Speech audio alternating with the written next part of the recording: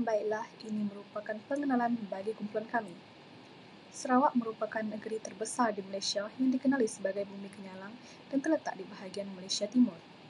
Negeri ini dipisahkan daripada semenanjung Malaysia oleh Laut Cina Selatan serta bersempadan dengan Sabah, Brunei Darussalam dan juga Indonesia.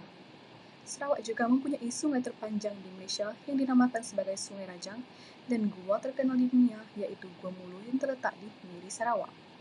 Sarawak ini dibahagikan kepada 12 bahagian pentadbiran bagi memudahkan urusan pentadbiran dan juga pembangunan. Selain itu, Sarawak ini kaya dengan sumber alam semula jadi seperti hasil hutan, petroleum dan gas asli yang menyumbang kepada perkembangan ekonomi negeri. Keindahan alam dan kepelbagaian budaya menjadikan lagi Sarawak ini sebuah negeri yang penting dan istimewa. Seterusnya ialah bahagian asal-usul bahasa dan penutur dialek Melayu Sarawak. Dari segi asal-usul bahasa, dialek Melayu Sarawak atau DMS tergolong dalam kelompok bahasa Melaik yang berada dalam rumpun Austronesia. Hal ini menunjukkan bahawa DMS mempunyai hubungan yang lebih rapat dengan bahasa-bahasa di Borneo, seperti kelompok Ibanik, berbanding dengan dialek Melayu di semenanjung Malaysia.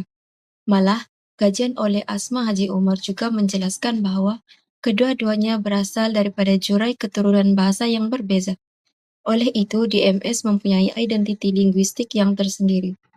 Seterusnya, dari segi penutur, DMS dituturkan oleh masyarakat Melayu Sarawak yang kebanyakannya tinggal di kawasan pesisir pantai dan lembangan sungai.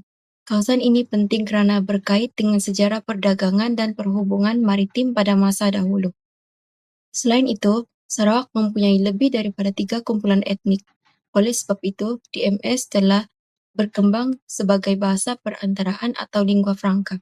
Ini bermaksud DMS bukan sahaja digunakan oleh orang Melayu, tetapi juga oleh kaum lain dalam komunikasi harian. Di samping itu, taburan penutur yang meluas telah menyebabkan wujudnya pelbagai variasi dialek. Perbezaan ini dipengaruhi oleh faktor geografi, sejarah, dan interaksi antara masyarakat. Dialek Melayu Sarawak merupakan salah satu variasi bahasa Melayu yang digunakan secara meluas di negeri Sarawak. Dialek ini bukan sahaja digunakan dalam komunikasi harian, tetapi ianya juga mencerminkan identiti budaya masyarakat di Sarawak. Dari segi aspek fonologi, yaitu sistem bunyi bahasa, dialek ini menunjukkan perbezaan yang sangat jelas berbanding dengan bahasa Melayu standard. Walaupun ejaan perkataan itu sama, tetapi sebutannya boleh berbeza. Sebagai contoh, daging disebut sebagai daging kerana terdapat pengguguran bunyi G di akhir kata. Selain itu, terdapat juga bunyi H di awal kata yang sering digugurkan seperti hujan menjadi ujan, dan perubahan diftong juga sebenarnya berlaku dalam dialek Melayu Sarawak seperti pandai AI menjadi pandai I. Ini menunjukkan keunikan bunyi dalam dialek Melayu Sarawak. Seterusnya, dari aspek leksikal, dialek Melayu Sarawak ini mempunyai banyak kosakata yang unik dan menarik. Sebagai contoh, kami yang bermaksud saya dan kita yang bermaksud awak. Terdapat juga si yang bermaksud tidak atau tak. Perkataan seperti bah juga wujud bukan hanya di Sabah tetapi di Sarawak, yang membawa maksud kepada seperti penegasan dalam sesuatu ayat tersebut. Kalau dari segi semantik atau makna, terdapat juga perbezaan yang sangat ketara. Sebagai contoh, perkataan lawak dalam bahasa Melayu standard akan membawa maksud cantik, tetapi di dalam dialek Melayu Sarawak pula ianya membawa maksud sombong. Satu perkataan yang sama membawa dua makna yang berbeza. Selain itu, dialek ini juga mempunyai pelbagai subdialek mengikut kawasan daerah tersebut seperti Kuching, Saribas dan juga Sibu. Perbezaan dalam dialek-dialek mengikut kawasan ini menunjukkan bahawa dialek Melayu Sarawak secara keseluruhannya adalah bersifat dinamik dan tidak homogen ataupun tidak seragam kerana berbeza mengikut daerah penuturnya. Selain itu, dari segi penggunaan sosial, dialek Melayu Sarawak ini biasanya digunakan dalam situasi yang kurang atau tidak formal seperti percakapan biasa bersama-sama rakan ataupun keluarga.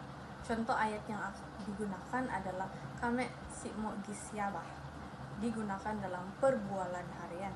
Namun, dalam situasi yang lebih formal seperti pendidikan atau urusan rasmi, bahasa Melayu standard sebenarnya lebih banyak digunakan oleh penutur dialek Melayu Sarawak. Keadaan ini dikenal sebagai diglosia.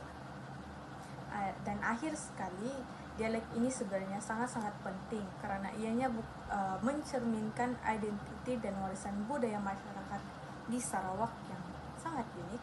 Dan walaupun begitu, sememangnya dialek ini menghadapi cabaran seperti globalisasi dan juga pengaruh media modern dan generasi muda. Oleh itu, dialek ini perlulah dipelihara agar terus kekal sebagai khazanah bahasa yang unik yang boleh mencerminkan lagi keunikan negeri Sarawak sendiri. Seterusnya, saya akan membentangkan analisis diftong dalam dialek Melayu Kuching. Dialek ini merupakan salah satu dialek Melayu Sarawak yang hampir sama dengan bahasa Melayu standard, tetapi mempunyai beberapa ciri fonologi yang berbeza. Fokus kajian ini ialah pada diftong seperti AJ dan AW, atau juga dikenali sebagai AI dan AU. Dalam dialek Melayu Kuching, berlaku proses monoftongisasi, yaitu perubahan diftong kepada voka tunggal untuk memudahkan sebutan. Menurut Syahidi A.H.ETAL 2025, diftong ini mengalami perubahan yang ketara disebabkan prinsip ekonomi artikulasi, yaitu penutur cenderung menggunakan sebutan untuk kelancaran komunikasi. Secara keseluruhannya, fenomena ini menunjukkan keunikan dialek Melayu Kuching dari segi fonologi. Dan pada slide seterusnya, saya akan menerangkan jadual perbandingan tersebut. Seterusnya, saya akan membentangkan analisis fonologi bagi dialek Kuching berbanding bahasa Melayu standard, di mana fokus utama kita adalah pada proses monoftongisasi. Berdasarkan data, perkataan yang berakhir dengan diftong atau dua vokal seperti AI, yaitu pandai, sungai, tupai, dan kedai, didapati mengalami perubahan bunyi kepada vokal tunggal I. Manakala, perkataan yang berakhir dengan diftong AU seperti harimau dan kerbau pula diringkaskan menjadi vokal tunggal O. Secara keseluruhannya, data ini membuktikan bahawa dialek Kuching secara konsisten meringkaskan bunyi vokal rangkap di akhir kata untuk memudahkan sebutan, sekaligus membentuk identiti linguistik yang unik bagi dialek tersebut. Baiklah, kami akan menerangkan pasal variasi bunyi dialek Melayu Kabong. Variasi Kabong tu merupakan salah satu subdialek dalam dialek Melayu Sarawak yang dituturkan oleh masyarakat Melayu di kawasan Kabong bagian Betongnya. Dialek tu memainkan peranan penting sebagai bahasa komunikasi utama dalam masyarakat setempat, termasuk dalam interaksi harian antara etnik Melayu, Iban dan Cina di kawasan ialah. Variasi tu juga sering diklasifikasikan sebagai subdialek yang bersifat konservatif sebabnya masih mengekalkan ciri-ciri linguistik lama berbanding variasi bandar seperti Kuching. Seterusnya itu adalah beberapa contoh perkataan dalam dialek Melayu Kabong lah. Seperti yang kita tahu, dialek Melayu Kabong itu banyak menggunakan vokal O. Jadi itu adalah beberapa perkataannya seperti apa yang akan jadi apa dalam dialek Melayu Kabong. Seterusnya nama akan jadi nama. Cuba yang akan jadi coba.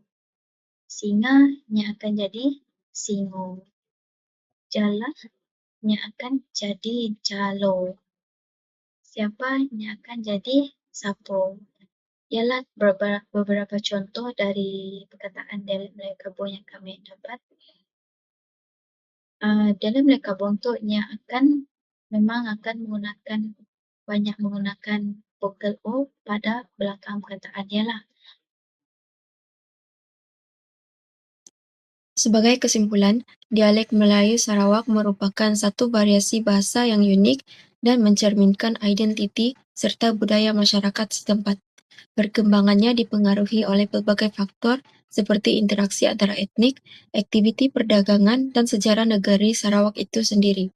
Selain itu, dialek ini mempunyai pelbagai subdialek dengan ciri linguistik yang tersendiri, sekaligus menunjukkan kekayaan bahasa yang dimiliki oleh masyarakat Sarawak.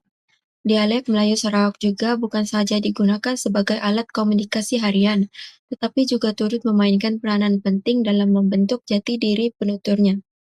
Oleh itu, dialek ini perlu dipelihara dan dikaji secara berterusan agar tidak pupus serta dapat diwarisi oleh generasi akan datang sebagai satu khazanah warisan linguistik. Itu saja daripada kumpulan kami. Sekian, terima kasih.